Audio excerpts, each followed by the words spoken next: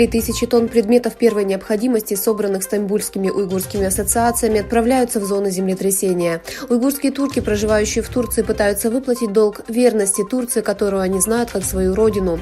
Более 3 тонн одеял и других предметов первой необходимости, собранных среди уйгурских турок через Международную ассоциацию неправительственных организаций Восточного Туркестана и Гуманитарную ассоциацию «Голубой полумесяц», были доставлены в Управление по миграции Стамбула для отправки в Кахрамараш.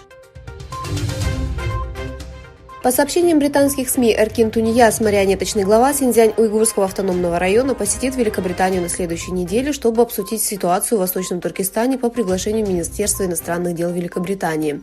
Затем он посетит несколько европейских стран.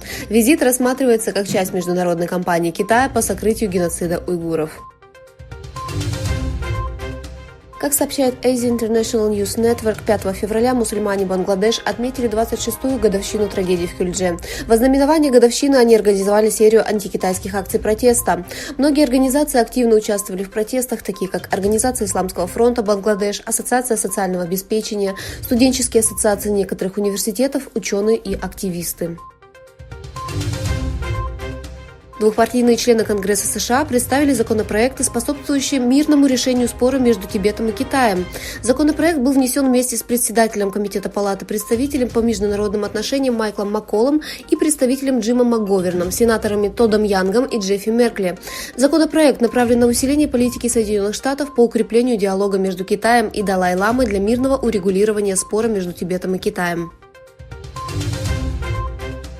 Гражданин, находившийся в зоне бедствия, рассказал, что китайские журналисты попросили его выступить против партии справедливости и развития и предложили ему деньги за это.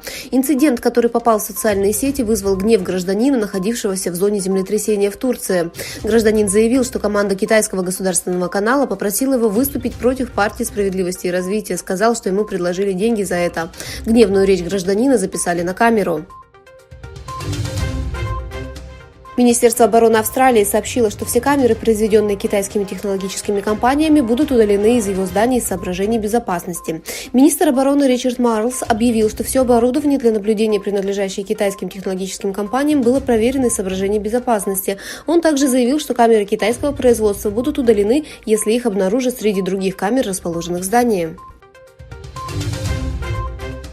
Палата представителей Соединенных Штатов единогласно приняла резолюцию, осуждающую китайскую программу слежения с помощью воздушного шара, которую она сочла наглым нарушением суверенитета страны. Резолюция, принятая 419 голосами, подчеркнула общую озабоченность Конгресса, испытывающего межпартийные разногласия по поводу секретной программы наблюдения за воздушными шарами Китая и доступа к его глобальной военной и экономической мощи.